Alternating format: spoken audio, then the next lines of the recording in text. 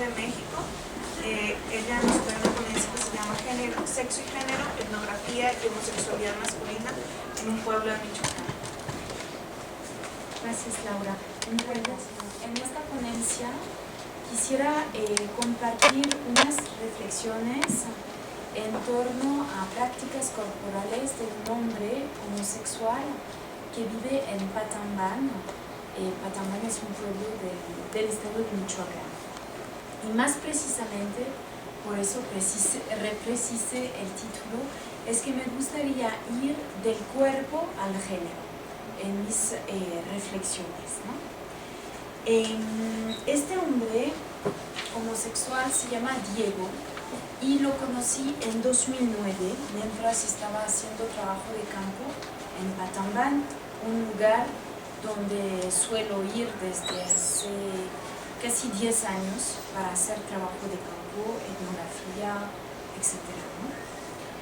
Este hombre tiene 47 años y lo conocí de manera un poco fortuita.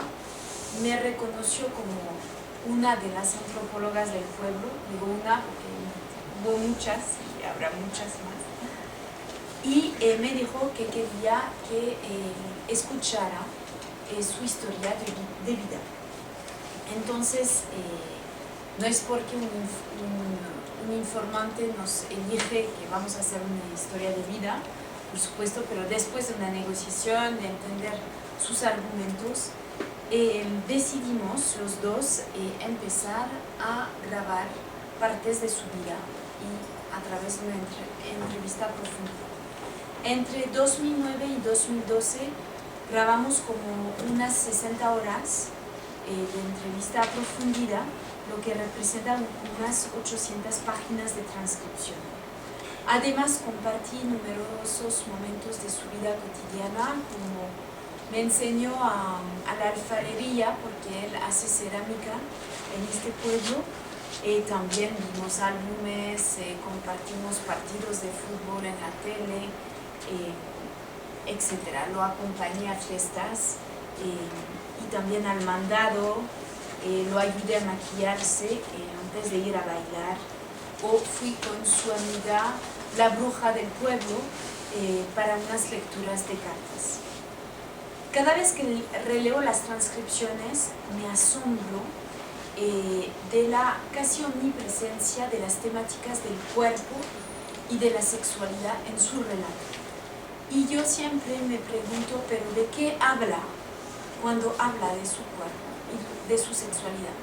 Por dónde vayamos del relato, de la profesión, del parentesco, todo remite al cuerpo, a su cuerpo y a su sexualidad. Voy a intentar aportar unos elementos de respuesta, aunque esto va para más largo y hay que escribir toda la historia de vida para entender cómo funciona. Dos palabras sobre el contexto de investigación. Patambán es un pueblo situado a 1 hora de Zamora, más o menos, en transportes públicos, o sea, en la meseta purépecha. Hay unos 3.600 habitantes, según el último censo del INEGI. También podemos decir que es un pueblo que está bajo los flujos hacia Estados Unidos, o sea, muchos de sus habitantes han ido al norte o todavía están de manera legal o no. Y podemos decir que Patambán es un pueblo bajo múltiples influencias modernas, de modernización, como la pavimentación de las carreteras o la llegada del agua. Digo esto porque hasta 1996 no había agua en el pueblo y sí era más complejo y era un pueblo bastante aislado que ya no es ahora, ¿no? Como en muchos pueblos hay un reparto sexual del trabajo, los hombres van al campo o se dedican a la construcción y las mujeres de los quehaceres domésticos, de la intendencia de la casa, del cuidado de los niños, o hacen cerámica también en el patio de sus casas, que es una actividad que remonta a tiempos prehispánicos en este pueblo y es una de las características del pueblo. Hay una fuerte influencia religiosa donde el único modelo aceptado es el heterosexual, por supuesto entre hombres y mujeres casados. El adulterio es condenado y en cuanto a la homosexualidad, pues se considera como un comportamiento anormal, aunque a veces es tolerado, y vamos a ver un poquito por qué. Articulé mi propósito en tres partes. La primera, me enfocaré en el cuerpo como representación a partir de todos los datos de mi trabajo de campo, ¿no? Y luego el cuerpo en acción, y haré unas reflexiones sobre el género que articulo todo.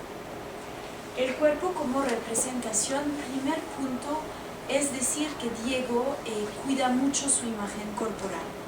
Es delgado, casi como los hombres amujeradas, como decía Oscar en el video, ¿no? O sea, sí tiene una complexión delgada, practica mucho deporte, no para hacer músculos, sino para conservar la delgadez.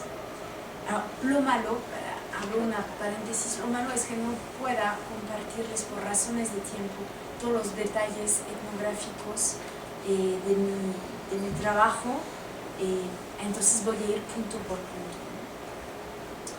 Él se viste como hombre, como él dice, aunque le gusta puntualmente ponerse pantalones entallados, ajustados, sumamente pegados, ¿no? Es muy coqueto, siempre tiene que compaginar la bufanda con el color del calcetín o el zapato con el cinturón, o sea, sí tiene una cierta obsesión con esto.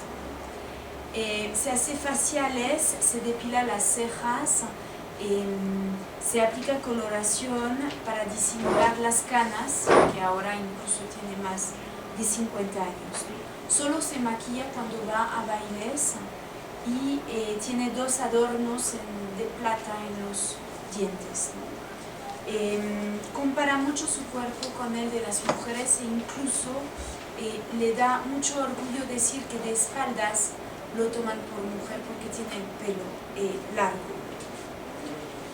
Aunque juegue con la posible apariencia de mujer a través de su cuerpo delgado, su corte de pelo y sus uñas largas, siempre dice que él es un hombre y le gusta cultivar una apariencia homosexual, es decir, combinar elementos femeninos y masculinos, tipo pelo largo pero bigote. O sea, así como él dice, yo invito al intercambio homosexual.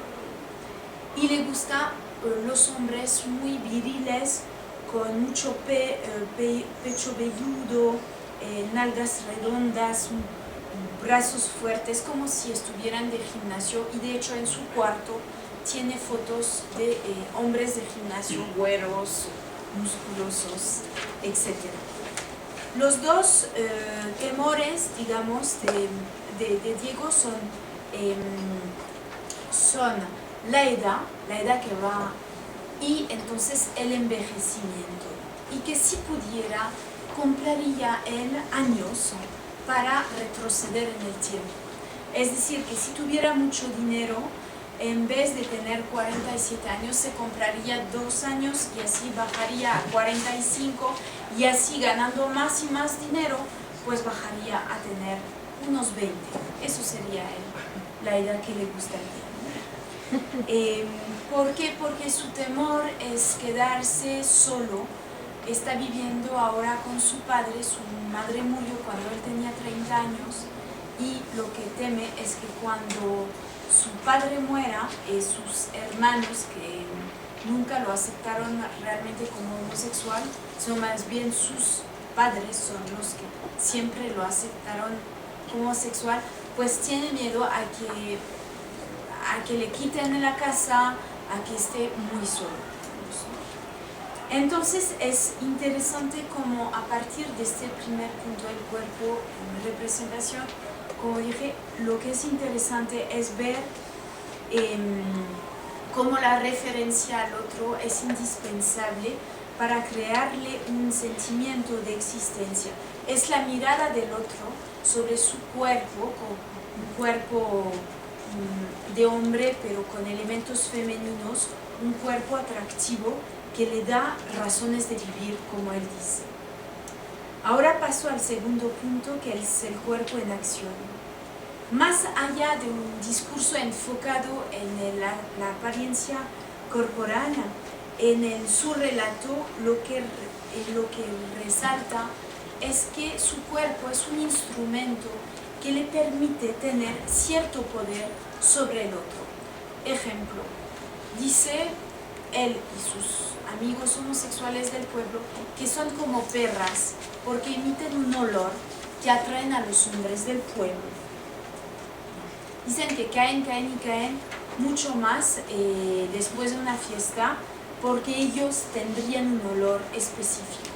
También intenta tener poder sobre el otro, el hombre casado, para llevarlo a la cama, gracias a brujerías, ¿no? El uso de jabones con feromonas, polvos blancos a poner en zapatos del hombre que le gusta, etc. También siempre hay una negociación por medio del cuerpo. Otro punto es que a Diego le importa tener las riendas del contacto sexual, manteniéndose en una posición de superioridad frente al otro. Y para él, un hombre homosexual que tiene relaciones sexuales con hombres, con otros jotos, eso es como pecado. Él lo que le gusta es tener relaciones sexuales con hombres casados, ¿no? Y no soporta el sexo entre homosexuales. Y lo que detectamos es que sobre todo le gusta tener el control sobre el otro por medio del cuerpo.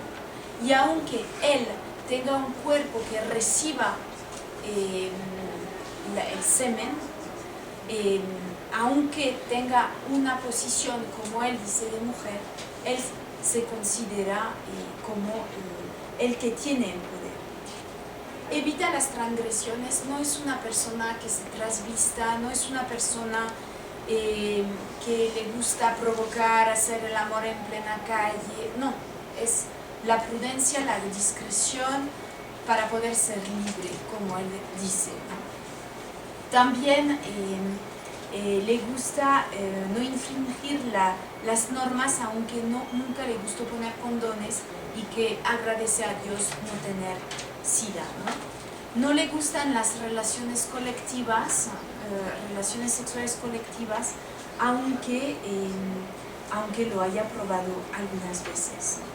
Ahora paso rápidamente al tercer punto, que son las reflexiones desde el género.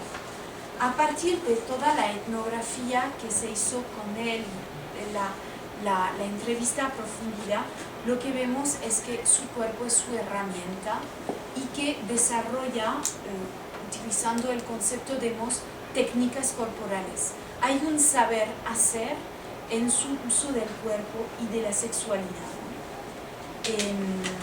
Eso es interesante, y ver también que hay una oscilación entre la posición de hombre y la posición de mujer, ¿no? A la vez trabaja, tiene una profesión como las mujeres del pueblo, pero tiene el bigote y de ninguna manera quiere ser asociado a la población femenina, a las mujeres, porque según él, las mujeres son chismosas, las mujeres tienen menos libertades en el pueblo. Entonces hay un discurso que se va moldeando conforme lo que le conviene, yo diría, pero se puede discutir, por supuesto, ¿no? Su homosexualidad no es una gripa, una enfermedad. Él afirma que nació así, que es gracias a Dios y que así será toda su vida, y que se hace aceptar en el pueblo como homosexual porque nunca lo escondió, ¿no? También. Lo que le interesa es tener poder, como dije, y eso es interesante también en nuestras reflexiones sobre el género. Aquí me remito un poco a lo que escribe Núñez, por ejemplo, sobre la homosexualidad en el medio rural, en términos generales. Y él tiene un acercamiento muy crítico al modelo dominante de comprensión del homoerotismo, diciendo que tal vez no convenga hablar en términos dicotómicos activo-pasivo, penetrador-penetrado, etc. Y con Diego lo comprobé. Cuando le digo, ¿tú te consideras pasivo? El pasivo, de hecho, es un término que ni emplea y que ni conoce. Y me dice, ¿pasivo? ¿Qué quieres decir?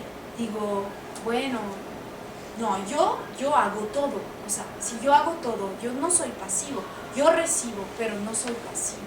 Entonces hay como todo un discurso que es interesante porque es muy, va en contra de las categorías dicotómicas que solemos adjudicar. Concluyo en 2 segundos. Entonces, ¿de qué nos habla cuando Diego nos habla de su cuerpo y de su sexualidad? Y que por donde vaya con su historia de vida, todo remite a esto. Yo creo que el término, el concepto clave que hay que convocar es el término de identidad. Identidad son sus documentos de identidad. Su cuerpo y su homosexualidad parecen centrales para él y son, sí, sus documentos. Pero el término identidad es tan polisémico que hay que aterrizarlo. Identidad de género, identidad íntima, ¿no? Identidad de género porque pues observamos que hay realmente una oscilación entre hombre y mujer, pero también hay como un yo Diego, más allá del género, más allá de todo. No hay un nosotros los homosexuales, él no tiene este discurso, es sobre todo yo. Yo es como yo me hago aceptar, es como yo actúo así. Y la identidad íntima porque hay sobre todo, bueno, en todo su discurso sobre la sexualidad, en el sentido de que dejamos los trajes sociales para develarse al otro, hacernos aceptar como somos realmente. Y hay de manera central esto que es muy interesante, indagar. Esto es una investigación en curso, entonces no pretendo aterrizar, concluir y cerrar. Más bien, esto es una parte de la historia que voy reconstruyendo ahora y faltan muchas otras facetas como el dinero, ya que también es uno de los banqueros del pueblo y que se va cruzando con el cuerpo y la sexualidad y otras facetas. Entonces, lo dejo aquí.